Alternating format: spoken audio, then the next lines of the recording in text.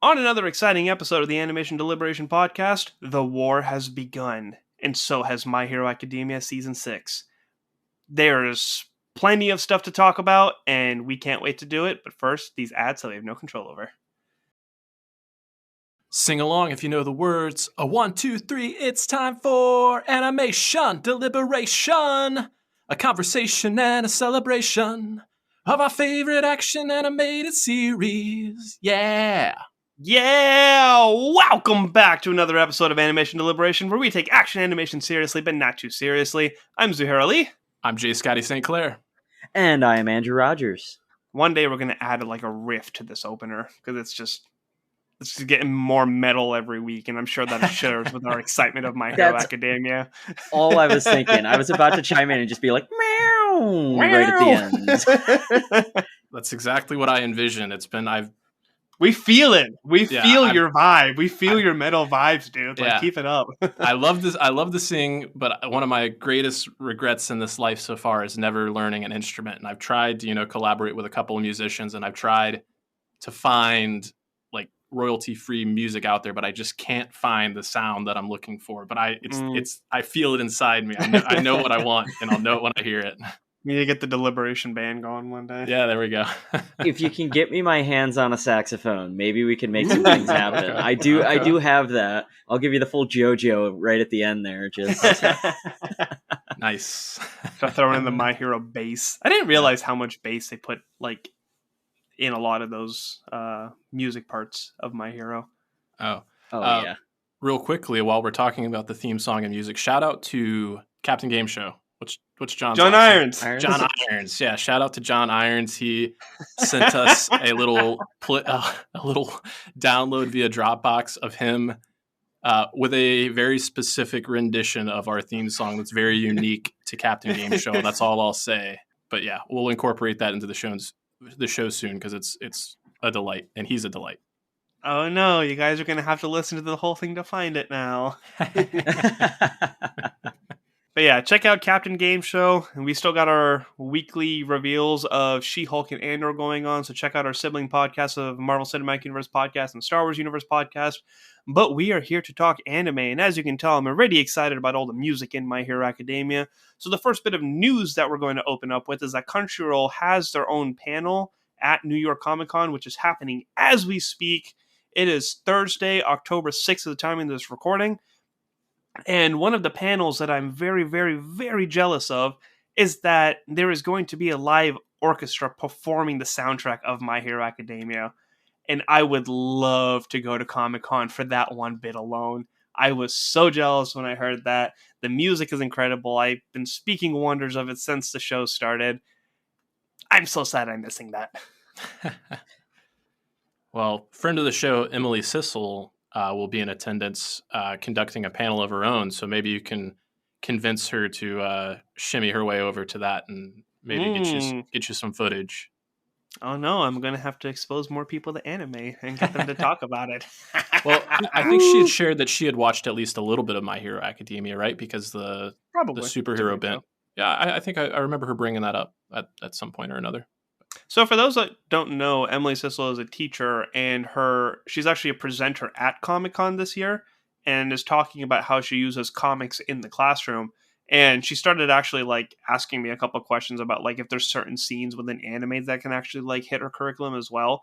So she is expanding to the anime verse to portray that. But we're super proud of her that she got the opportunity to do that. It's really awesome, and I'm excited to watch the video of her presentation, because it happened at the time of this recording.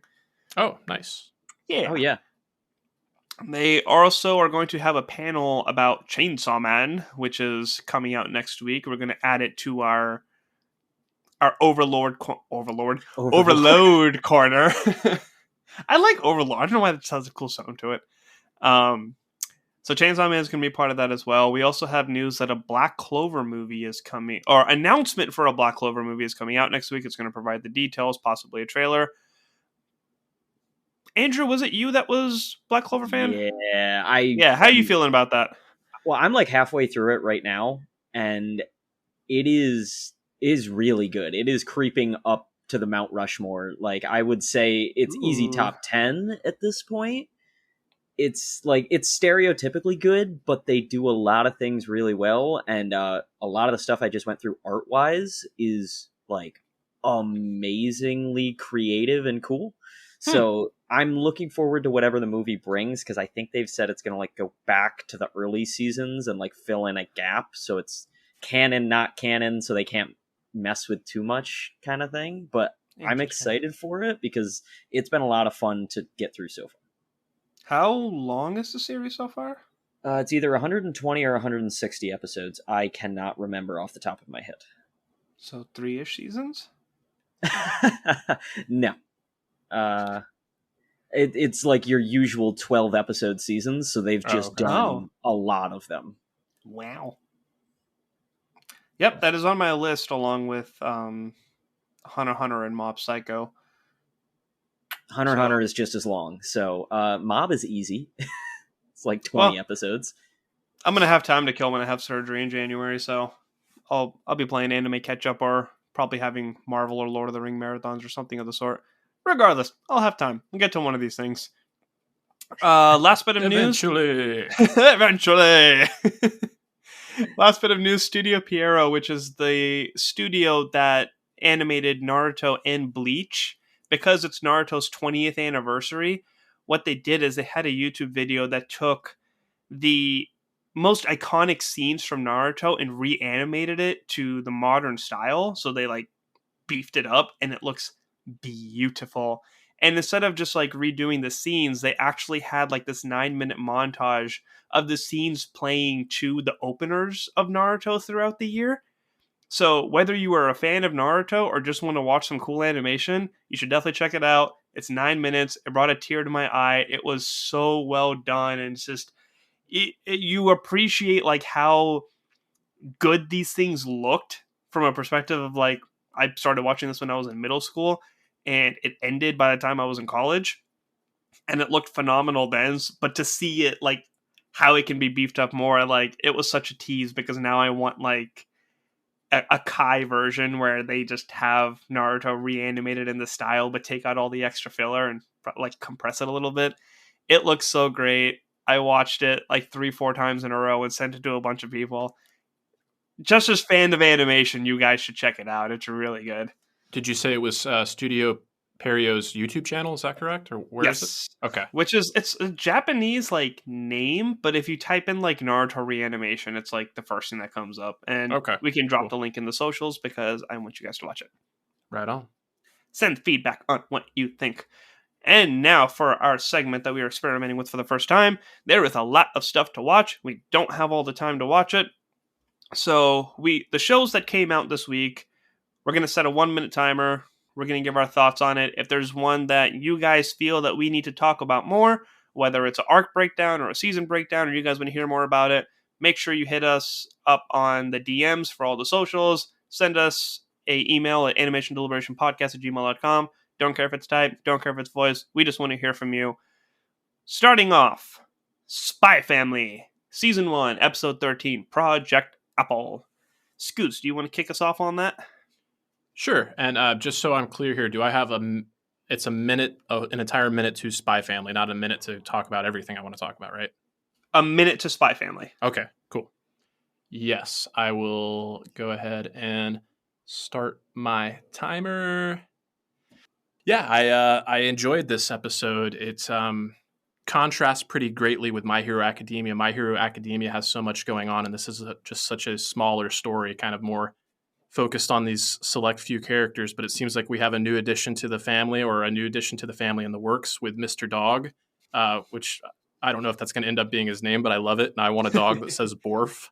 And I love that the voice actor, it's like they don't even really try to make him sound that much like a dog. It's clearly like a man doing like a dog impression. And it was just a fun episode. I love this quirky family being thrown into, different scenarios. And this one, they're kind of out and about in public, adopting a dog, and the first place they go is for spy trained dogs, but then they end up at this adoption place, and of course Anya gets into all sorts of shenanigans with a terrorist plot, and we kind of leave off on a cliffhanger. So I really enjoyed what I saw, and I'm looking forward to the future of the season. And that's my minute. Cool. All right, let me get mine set.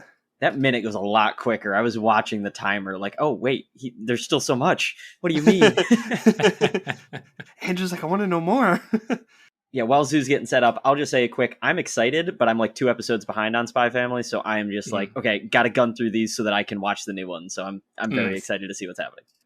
Yeah. All right, hitting mine now.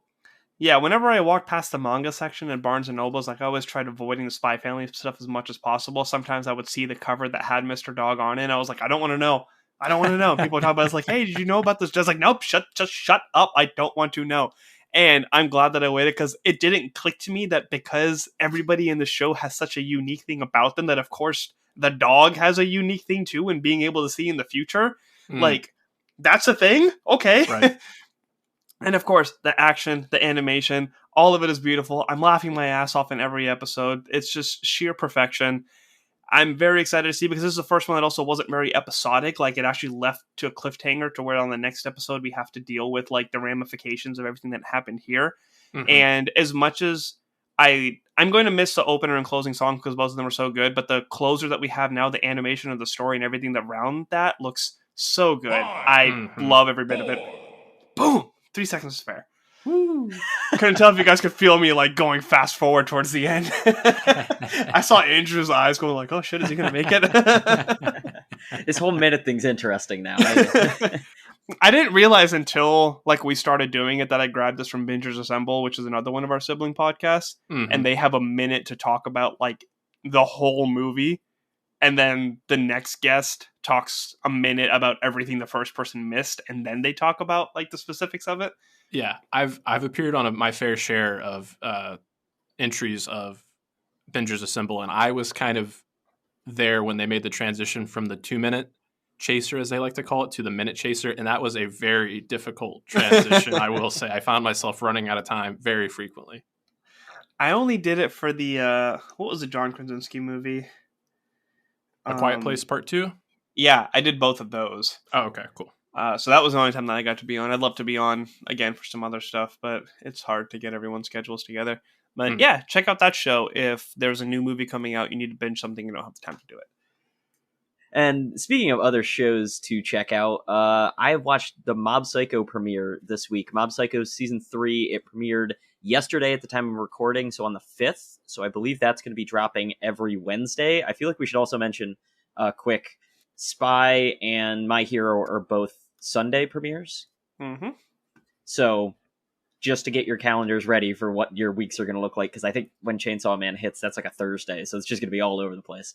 But we will be recording Thursday every week, just so the listeners know we will be doing everything prior to that Thursday as opposed to after. I don't know what Chainsaw Man's going to look like, but we'll figure it out. Chainsaw Man comes out... Oh, date? 11th, I believe. Oh, yeah. That's the 11th. Bleach is on the 10th. Blue Lock is on the 9th. And Mob Psycho is on the 6th. In Japan. Yeah. All right. I'm going to start my timer now. Since I'm the only one that watched this, I'll try and do it as generally as possible. So the Mob premiere, it was all right. This show is so great about its character development, though, that I don't care. It was just like coming back with all of these old friends that you just love. Reigen Sensei is just the best big brother character almost ever. He is up there with the Gojos and the Kakashis of the world. Like, he is just so caring and amazing with the things that he does. But this show is very zany and does not have to have this overarching story, but I still love that they came out of the gates, gave us the crazy animation that we've always had. And then the intro, Mob Psycho, just across the board, I think has some of the best animated intros that I've ever seen. The songs are all right, but the animation style that they bring to it is just literally like a piece of art. It's so good, so crazy. This new season did not disappoint when it came to that. So I'm just super excited for what else is going to come. It doesn't have to be anything special, but they've sprinkled in enough things to tease us that I'm ready for it. How much time do you have left? I stopped at 58.89. That was exactly when I hit the stop button. So we're good. Could you imagine trying to do this for a show like Andor or She-Hulk that it like hit damn near an hour? I'm going to say an hour to a minute as opposed to like 15 minutes to a minute. Yeah, two things. It's just like a She-Hulk fought a person, and that's the entirety of my minute. Like, That's true. Law happened. legal show. All right, we got one more for Jay Scotty for Cyberpunk Edge Runners. Set your timer, sir. All right. And this is for the whole series? Well, last week I talked about I had kind of watched the first half, and so this last week I kind of watched the back half, and it's kind of fitting because without, too much of a spoiler, there is a little bit of a time jump, so it kind of naturally lends itself to having a front half and a back half. But, Okay. I'll go ahead and talk about the series as a whole to avoid too many spoilers, because I definitely do recommend checking it out. All right, do it. Whether you're familiar with the video game or not. So here we go. Yeah, so this one was kind of a surprise to me. I always had like a tangential interest in the Cyberpunk game, but upon release, I noticed that they never released footage for the current gen consoles, so it kind of made me wary. And then the game had a less than stellar launch. It was kind of plagued by bugs, but they've continued to update the game.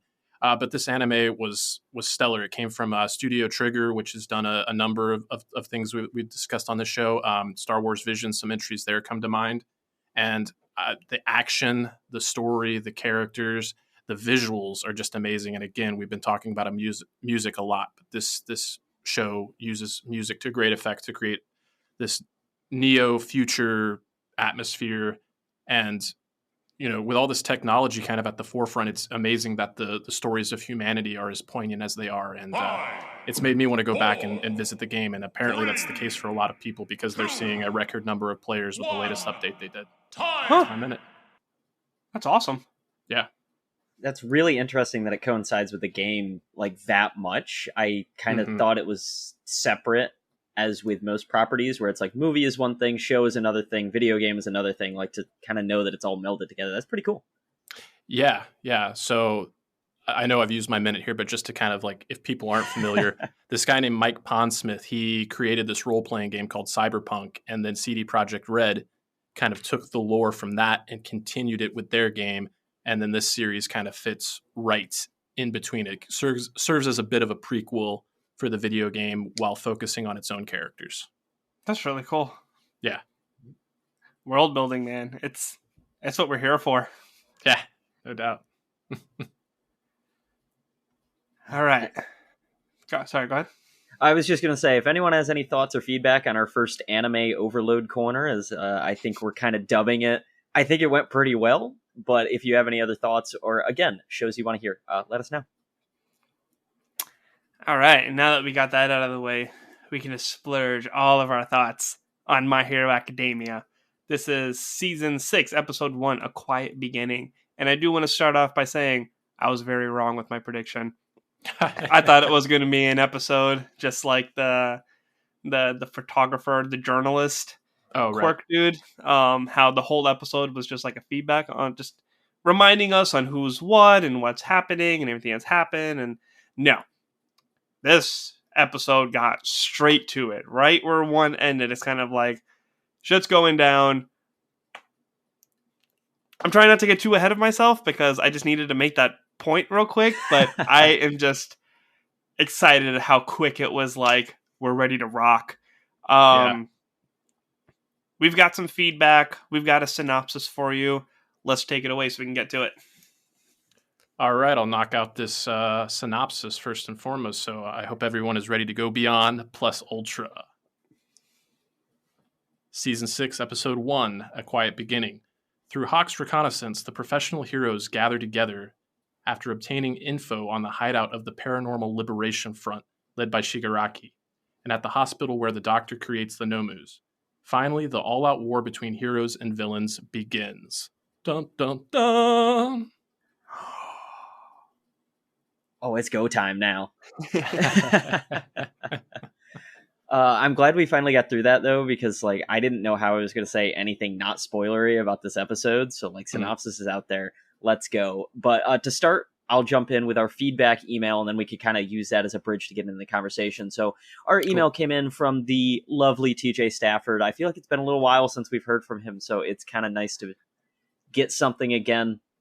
So his email reads, I've never been one for subbed anime, And I'm not really, but I adore My Hero Academia so much, and I wanted to be a part of the conversation about the show, so I'm going to give it a try. I guess I'll just have to watch again when the dub comes out. Oh no! Oh no. As for the episode itself, talk about hitting the ground running. No flashback episode this time. They spent the first half setting up the board and explaining where everyone was assigned, and the second half was game on. I think there was a very fast-paced season, and I'm looking forward to all of your coverage. Signed, TJ Stafford. That means the world to me. The fact that we are worth following to the point that someone will actually tolerate subtitles. Thank you, buddy. Glad you're along for the ride. You're my boy, TJ. You're my boy.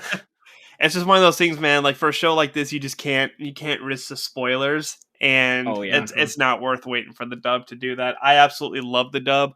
I just did my whole rewatch in dub, and seasons 4 and 5 are the ones that I watched in Japanese for the first time with the subtitles, and like went back and rewatched it. And aside from Fat Gum not being what I expected, like everything else was spot on. Like I love these voice actors are doing an incredible job on both ends. Yeah, I've only ever done the sub, so okay. No, I was gonna say, please, Jay Scotty. Oh, I've watched the majority of the show through the dub and have really enjoyed the dub. I think they tap some excellent talent, and the characters all feel really unique. Like Mineta comes to mind, for instance. He's got a little bit of a speech impediment, but it's just so fitting with him. But I did watch a few episodes of season 5 with the sub, and I still really, really enjoyed this. I think the emotion and the urgency in the characters' voices, as well as a little bit of the desperation, and then like thinking of a character like Twice, the comedy, it's all there. So it's an interesting change of pace, but I'm still really enjoying it. So yeah, I think across the board, the talent is stellar. Yeah, everything about this, the animation quality as well, and now that the fight has officially begun, things are going to get crazy, things are going to look wild, and every episode is going to be a gut wrencher. I'm so excited. I know I'm going to like the anticipation of the next episode already, but I'm so scared for Mirko. I know she came in super strong, but like against all those Nomus and finding out like what these people are really up. Oh, it's going to be tough. She also reminds me of a starter Pokemon. I'm forgetting what it's called, but Andrew, Score Bunny. Yeah, Score Bunny. She's exactly a Score Bunny. Nice. No, talking about the animation quality, I think that scene with Mirko towards the end is what really stood out to me in terms of the action. Just seeing her high flying, high speed kicks and just the kinetic energy behind them was really impressive. And we've made the comparisons to the Marvel universe, but I saw it happening. I was like, oh, hallway fight. Yeah. She zoomed through the hallway like so quickly. And then just to make another comparison, like the episode really felt like Infinity War to me, like a little bit. Like we've got all these various factions, and like the episode didn't spend too much time in one area. It kind of bounced around to check in with where all our characters are, and we didn't get to spend too much time with any one of them. But it really did like give that sense of like anticipation, the buildup. Like I kind of felt like a soldier myself, like waiting on the front, waiting for things to kick off, like the shot heard around the world. Like it's happening now. Yeah, there really was that feeling of like chills and almost sick to your stomach a little bit watching them all up on the hills on the front lines. Like, they're running in. That not any one of these characters is really safe. Like, I agree. It's Infinity War. Thanos could win here. Like, anything could actually happen with the way this war is going. But yeah, it's just literally hitting the ground running with Mirko, especially like having no other knowledge besides, wait, muscly bunny girl over there, I want to know more about her, to suddenly watching her just kick all the butt and demolish that hallway. Like I watched it with Monica and having her light up and be like, all right, another strong girl character. I'm like, let's go. We're doing this. She looked at me like, I think she's my favorite. Like, it's just another one of those sprinkles in there. But I agree. It was just crazy. But I love that it doesn't also have to be the action that you still had Endeavor, like just trying to corner the doctor and be like, we don't have to do this. You can come peacefully and shut down the Nomus. But if we have to, we're going to take out this entire hospital. Yeah. That confrontation stood out to me too. I love the fact that they played it twice from like two different perspectives, because the first time around when he said like, give up, you're caught, you pathetic, whatever he called him, you pathetic parasite. I can't remember his exact verbiage. He said it twice, so I should remember it. But POS.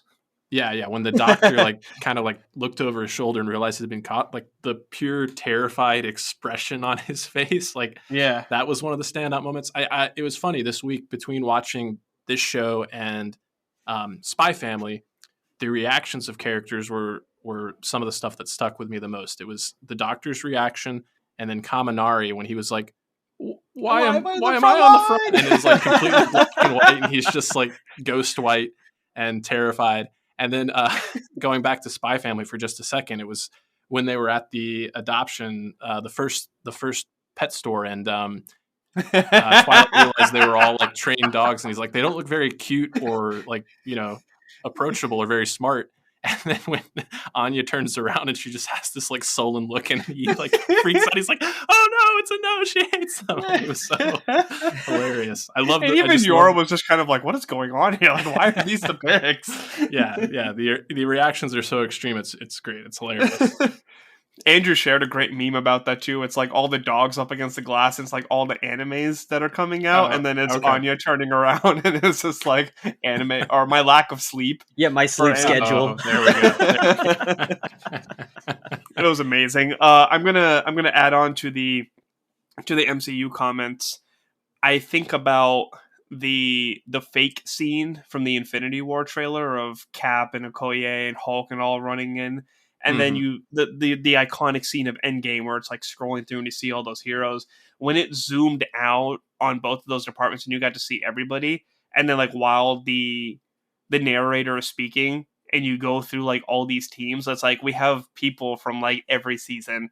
We have the bunny trio from the summer camp. We have Gum. We have other classmates. We have Class A, Class B. Everybody's talking about these provisional licenses, and just the sheer amount of talent. And we talk about how incredible it is that this show makes us care about everybody in the class. When this little flyby happened of everybody, it's amazing how many heroes they make us care about that have only come up for seconds at a time. We've seen people as part of raids and being attacked and losing their powers, and it's I recognize damn near every one of these people. Yeah. I can't remember their names, but I know their power. I know the emotion that they felt. I know how important they are to other people, and it's just I know it's season 6, and I know we've only seen people a little amount, but for me to have that moment of seeing all these faces was just mind blowing. And you talk about Kaminari's expression, and it's amazing, the balance. You have the Bakugo and Todoroki of just the confidence of going in, and then you have Midoriya and Kaminari, and it's kind of we can do this, but I'm nervous and this and that. And then you have Kirishima, and then you have Kaminari and the Mushroom Girl, and just the absolute fear of the situation, because this isn't our first raid. I was pleasantly surprised to see that Ed Shot was leading one of them, because he was the one that stepped in during the League of Villains raid, the last time that we saw All Might fight. And he was the one that's kind of all right, we got this tied up, we're good to go, and then shit went crazy. So it's you feel this redemption part coming out of his entry here, because we haven't seen him in a big capacity since then. Well, because honestly, as much as they give all of these other great characters their time in the light, he may be the only one that's gotten snubbed, because he's number 3, or he was number 3, I guess number 2, now that All Might's out of the picture. Correct me if I'm wrong. I thought that was why he was leading the other team, is All Might was 1. Yeah, Endeavor's number 1, Hawks is number 2. Okay, I know Ed Shot was still up there, but it feels of all of the upper tier heroes, he has been slept on, so I agree. It's nice to finally see him, leading all of this.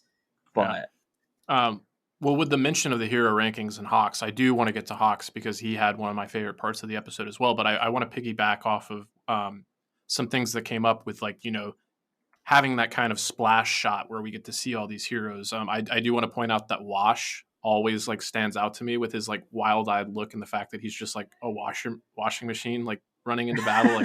That's I love, again, the imagination of the show. The fact that is a power. Someone's quirk is up there. A washing machine is just great to me. Watch. You know, Endgame and Infinity War were obviously like pulling from the classic comics, where it was not uncommon to like, open up a comic book and have a 2-page splash where you see multiple heroes and villains kind of clashing with each other.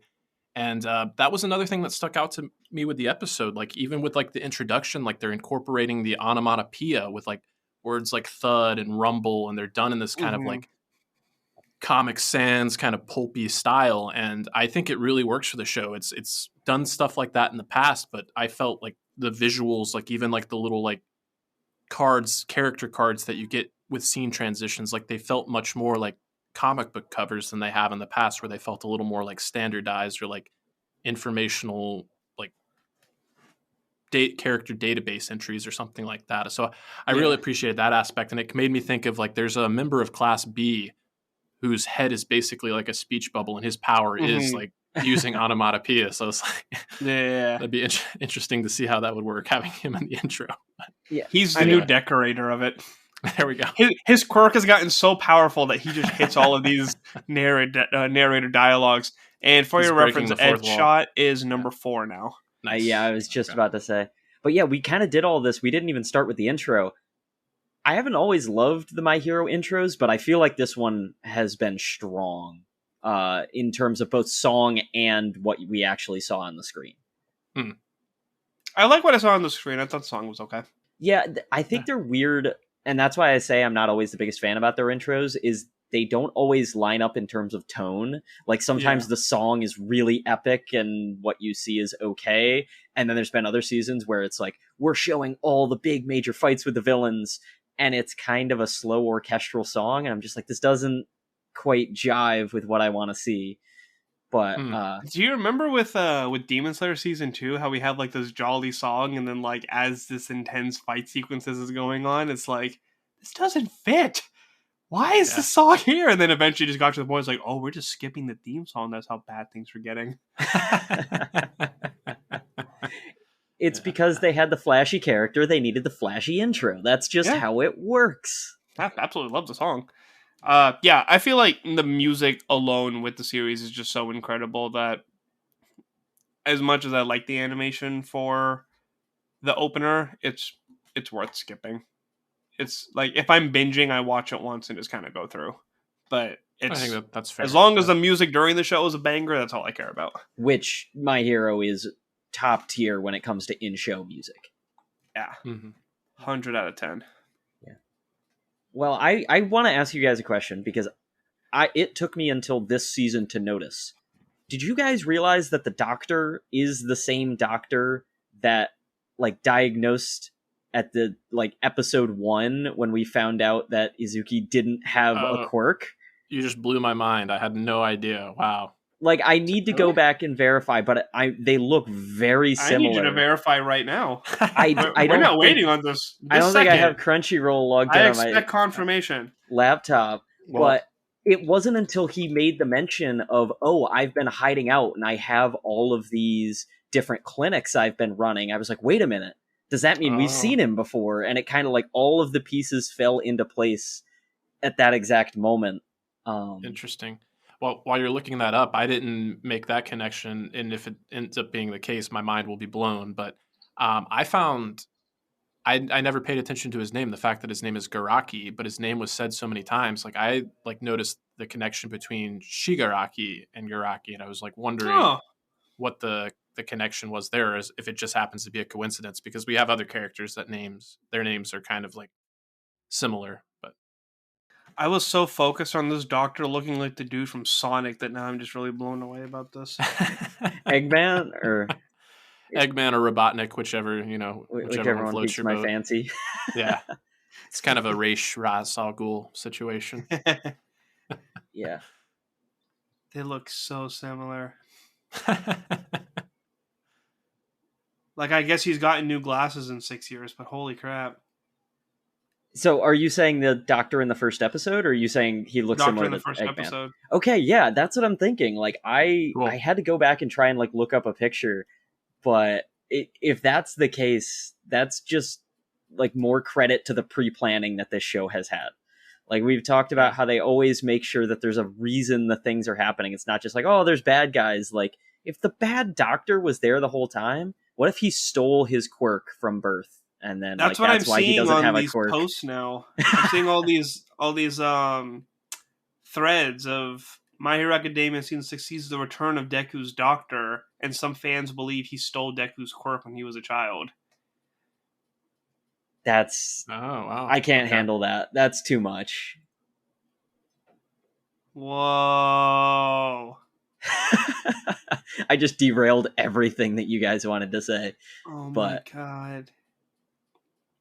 It's one of those things where it's like not much happened, but there was a level of intensity of it that just kind of has you amped up with how freaking good the show is. And I'm with the focus on how intense Shigaraki's power is. It's one of those things where it's like I don't want heroes to just be perfectly fine afterwards, but I'm so scared to what's going to happen because with the sheer number of heroes that we have, like, which ones are we going to lose? Yeah, and I mean, I'm also just going to say they put out that big piece of information at the end of the last season with, and I'm going to forget his name now as well, the Portal Gate villain, and Aizawa Warp. and Mike, what was that? Warp. Well, he has... it's like Karugi or something. Yes, Karugi. Yeah. Like, there's that whole other, like, kind of inkling of a storyline that could be going on in the background, because Aizawa was not messing around when he got his hands on the doctor. I was like, oh, this could be bad. This could actually be where we see him snap, finally. Kurogiri. Okay. No, yeah, you're right about Aizawa, and I felt it from Present Mike too. And I noticed when they were like getting ready for battle, like Present Mike used breath spray. I appreciated that. I was like, Zoo, were you thinking of Andrew? Yes. We're pointing at each other. No one can see. But I've been waiting to say that. What's happening? There's this character in Jujutsu Kaisen that has like cursed speech, and he speaks in when he's in not ingredients. He speaks in ingredients so he doesn't accidentally curse people. So like if he says like stand up, like you're forced to do what he says type of thing. Okay. So he'll tell people to crush and explode, but like the intensity of his power, he needs to have like cough syrup or some type of like throat suppressant afterwards. And he needs to have it, otherwise like he loses his voice and he can't use his power. There's a limitation. So when I'm showing Andrew as well, when he saw him do it, it's like, oh my god, he's getting ready for this, just like this guy from Jujutsu Kaisen would. Interesting. I'm so glad we just had that moment. That's what I appreciate about this show, and what a lot of anime are doing now is that they're moving away from like the indestructible hero or the indestructible villain, like the Superman complex, right? Where it's like for every power that somebody is given, there is a very clear and distinct weakness. And it is awesome to have that and to be able to keep track of flaws and stuff, because it makes it a lot more interesting, and it gives more credit to the writers of actually being able to have the creativity to understand, like, Creaty can build whatever she wants, but she needs to understand the chemistry of it. So she has to be really smart, and she needs time, and it takes like the lipids from her body, and the fact that all of these things are a part of every single character that comes up. And we have already mentioned how amazing every single character here. Like, I don't think they have a flop in any way. It's just impeccable. And now seeing this throughout other animes where it's like, this dude has a great curse where he can just destroy whatever, but he loses his voice. And now seeing it Present Mike, like, yeah, you can blow away a shitload of stuff, but like you need to take care of your throat. Right. That level of writing, that level of like liability, I guess, and weakness is just, it's such an important thing to have. Yeah, well, because we also saw the flaw, and it might even be foreshadowing in Aizawa this episode, of the mention by the doctor, or by the fake doctor as it came to be, of, oh, your vision shutdown power doesn't work on Twice's clones. Yeah, that'll be helpful. Or erasure, yeah, your erasure doesn't work on the clones. That'll be helpful. So that just puts him at a disadvantage of the fact that he now has to probably deal with Twice at some point. So there is that extra level of, okay, now we have to think about what their next steps are going to be. And even if that was just a little note to the fans of, hey, it doesn't work here, so that's why he didn't see through it. Like, right. It also just then leads down into the detail of this show that like they're putting in these nods, they're acknowledging the flaws, but like they didn't need to have a scene of Present Mike doing the little breath spray. But because like that's part of how they endear us to these characters is having those little moments, and it's just perfection. Well, that's the perfect transition here for me, because you bring up how endearing these characters are, and we obviously love these heroes. But even with the mention of Twice, like that was one of my favorite moments of the episode too. The interaction between Hawks and Twice, and like Hawks acknowledging, now that you've recovered from this trauma, you're actually like the biggest threat. You can create this army all on your own. And just to see how like someone can be a villain but still be good natured, and how trusting and likable Twice actually is, and like, you know, how he defended Himiko, I believe her name is, his comrade from the League of Villains that has the blood draining power. I think her name's Himiko. Oh yes, I thought it began with a T. They do a lot of the last name first name mishmashes in this show. So yeah. Anyway, the fact that he's like, he tells Hawks he's good natured, and Hawks like says it back to him, and as much as Hawks is, you know, gaining participating in subterfuge here, it feels genuine, and like Twice is just on the wrong side of this battle, but depending on what perspective you have, he might be on the right side. And I would just always appreciate that nuance, that the bad guys aren't, you know, strictly Toga. bad guys. You can kind of Toga. It is Himiko So Toga. Himiko Toga. Okay, yeah. Anyway, that's all I wanted to say, really. Yeah, and it is that interesting thing of, I don't think they're going to give Twice a hero turn, but he is so well-meaning that it would be okay, because he just wants to do what, like, he believes is right, whatever that may be. Yes, he did some bad things when he was a Yakuza member, but like he's still just defending his friends, and he's trying to put his best foot forward.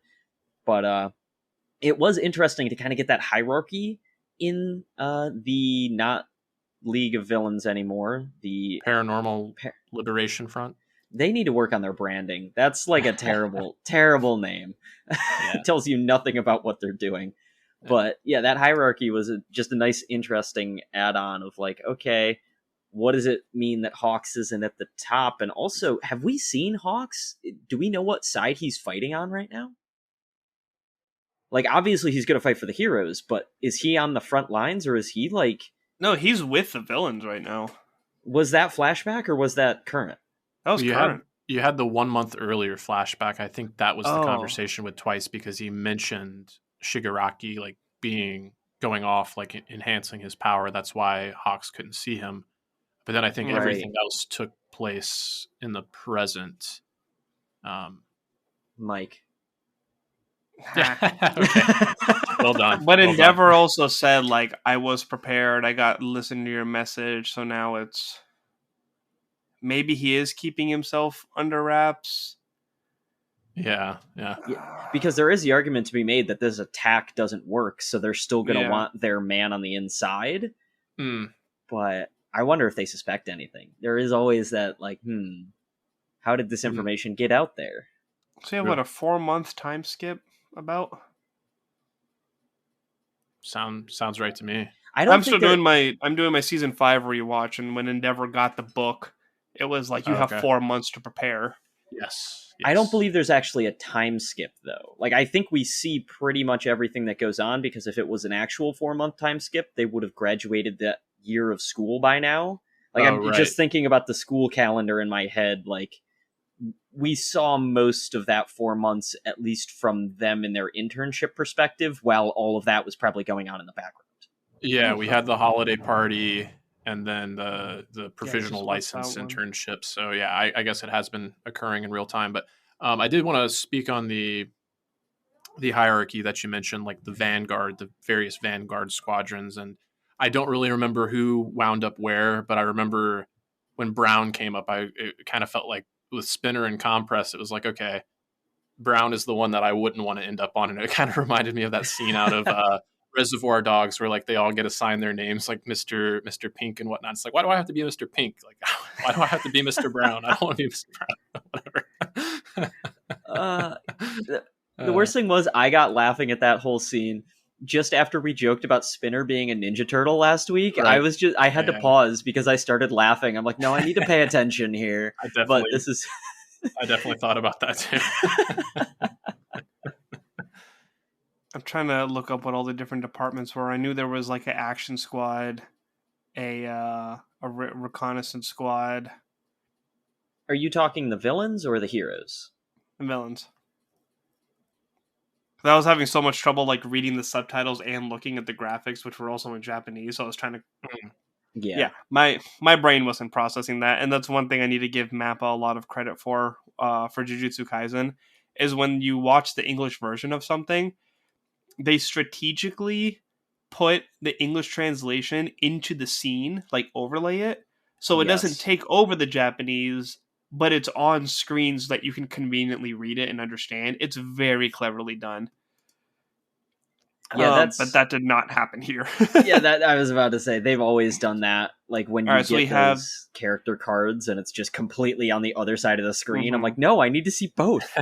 All right, so we have the Tactics Regiment, the Intelligence Regiment, the Guerrilla Warfare Regiment, and the Support Regiment. Okay. Brown being support. Okay, makes sense. Violet is Guerrilla Warfare. This Regent has the color code Carmine? What's Carmine's Carmine? Like a red. Okay. Thank you. I had no idea. Black for Tactics. No problem. Cool beans. Yeah, this is going to be a fun season. I need to have the crying tissues ready. Oh, yeah. Yeah, there is also that weird question of, is this only going to be the first half of the season, or are we getting 24 whole episodes of war? Because I don't know if we can end this in only 12 episodes. Like, there's so much that they've already teased that we're going to see just between all of these factions. So, like, what else is there? I mean, we got to have another school thing at some point. It can't be just a war. That's true. Classes musters. How wild is it that there's still just a couple of students sitting at school? It's like, where are all the teachers? The class is canceled, guys. We have to go fight. Get called up in the reserves. It's just all the business students. Like, what's going on? Yeah. All the business enforcers. I was there. And this is just kind of coming up for me. I don't think we discussed it when we did our primer episode, but there's still the ongoing like threat of the fact that there's a spy within UA high school. So I'm wondering now that like these two warring factions are going up against each other, if that's going to come to a head in any way. Because they haven't really given any inkling as to who the spy could be. Like, they have not tipped a hand the at any point. The episode that I just watched, the principal was talking about how because of the dorm program, he doesn't feel there is one anymore. And that's why they resumed. Oh, okay. I literally just watched this episode. That's why it's like fresh in my head. And that's why they resumed the program. Okay. Yeah. Now that you bring it up, I do remember that being a thing, but it's still, I expect them to go back to that at some point or another because it feels like too juicy a plot line just to have resolved in such a nonchalant way. Yeah, because I know what happened because there was one point where everyone was going at each other's throats like, well, if we think there's a spy, then what if you're the spy? What if I'm the spy? And it's kind of like, okay, we need to settle down and, recoup. So I feel like it's one of those things where it's like somebody had to bring that up. And if it was just a matter of like, okay, from process of elimination, we got rid of that. Now we're back on track to the task at hand. I'd be okay with that. Fair enough. Yeah. But if somebody like Yari Rozu was just kind of like, I was the plant all along, then I'd be like, oh my God. Yeah, who is the most unassuming? Who could it be? It's the principal. Who indeed? Oh, the principal. It's just the perfect crime. Just destroy all of humanity. Well, since it feels like we're winding down, there is one more note that I want to add, because I just looked up while we were trying to find the factions or the, organizational structure of the league. I found out that all of the Nomus have names. Oh, wow. because we have Johnny that we know, which is like the little transport. Oh yeah, Johnny. Oh, poor Johnny. I am just going to read these other ones off because obviously there's no way to describe, but like they are all just Johnny as silly. Stormville. They are all still just as silly as Johnny. So we have Johnny, obviously, Mocha, Woman, Ribby, Robot, Elef, and Chubbs.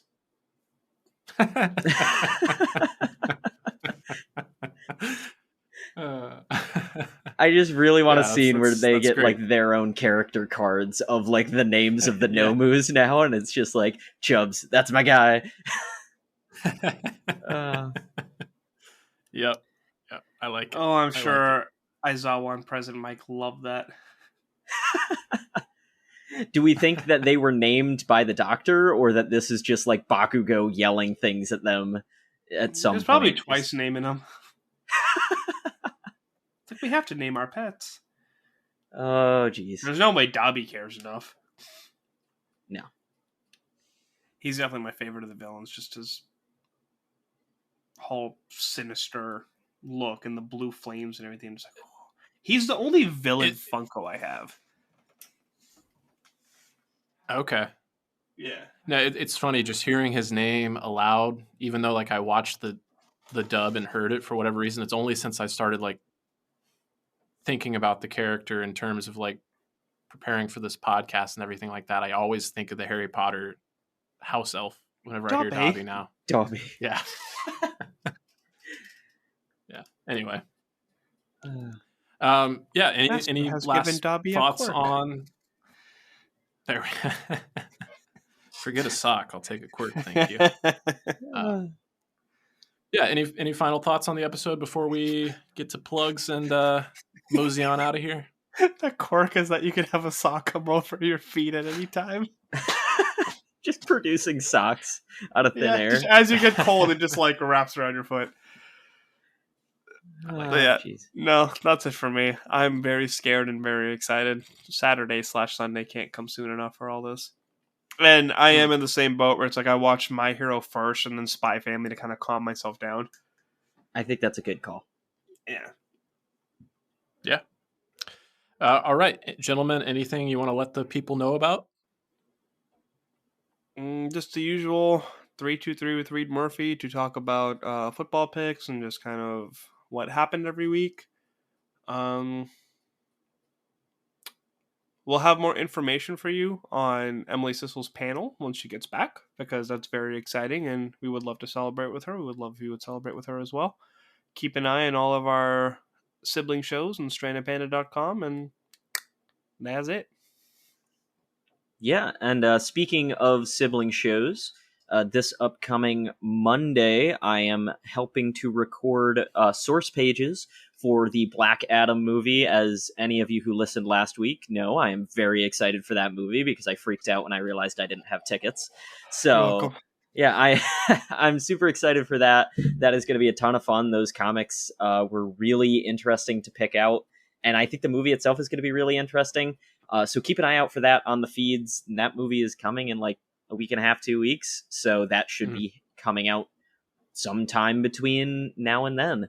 And then besides that, as always, just all of our social media. I think that'll probably be the place that we post when we do get the information on Emily Sissel's panel or any of the other stuff that we've talked about. I will try and make sure that that goes up on our story or shared on Facebook or anything like that as time goes on.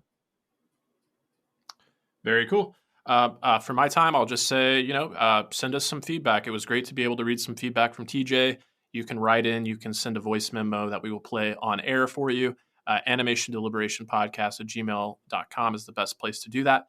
And also, if you appreciate what we're doing here, giving the show a review or sharing it with, people that are as passionate about animation and anime as we are, definitely would appreciate that. So, yeah, thanks everybody for tuning in this week, and keep tuning in. That's TOONIN. Oh, I saw the finger a moment too late. What you got? I was going to say, just how Anya needs her stars to succeed, so do we. Yes. B+ Ultra and stay whelmed. And until we get a review that I will read the next one we get on the show, muscle. I am Groot. I am Groot. I am Groot. I am Groot. I am Groot. I am Groot. I am Groot. I am Groot. I am Groot. I am Groot. I am Groot. I am Groot. Thank you for listening to the Animation Deliberation Podcast, a proud member of the Stranded Panda Network. If you would like to contact us, you can email animationdeliberationpodcast@gmail.com or follow us on Twitter @animationdelib1. For this and other great shows, you can visit strandedpanda.com or join the great community that is the Stranded Panda Chat Facebook group at facebook.com/groups/svchat. Tune in next time, and remember, stay whelmed.